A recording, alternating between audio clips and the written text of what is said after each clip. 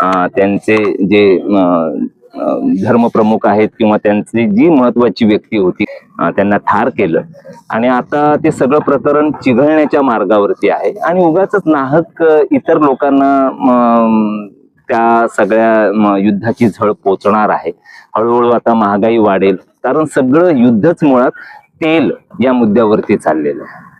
तर बघू आपण पुढे काय होतंय ते. पण अमेरिकेची ही अरेरावी जी आहे ती गेली बरेच वर्ष ती चालू आहे. त्यांच्या निर्मितीपासून ते आपला स्वतःचा वर चष्मा राहावा आणि आपणच अव्वल राहावं आणि त्यात आता त्यांना एक कॉम्पिटिटर म्हणून चायना एक उदयाला येताना दिसतोय आणि ते त्यांना सहन होत नाहीये.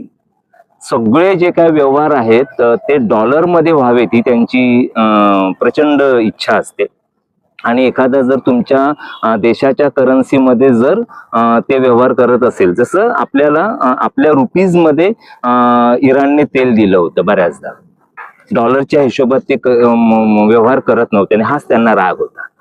जे व्हेनेझुएलाच्या राष्ट्राध्यक्षांबाबतही त्यांना तोच राग होता की तुम्ही डॉलरला कमी लेखलत की ते अटॅक करतात.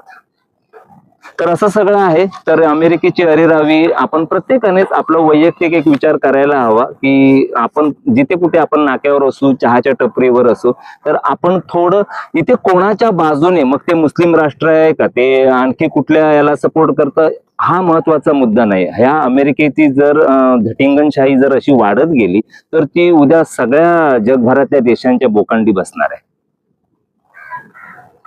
त्यामुळे थोडं आपण सगळ्यांनी विचार करायला पाहिजे आणि अशा झटिंगण देशाला थोडं त्याची जागा दाखवून द्यायला पाहिजे, कारण इतरांनी सगळ्यांनी मिळून तो विचार करायला हवा. ओके, तर आपण आता नवीन व्हिडिओच्या निमित्ताने पुन्हा एकदा भेटूयात. तोपर्यंत टाटा, बाय बाय, सायोनारा, बाय.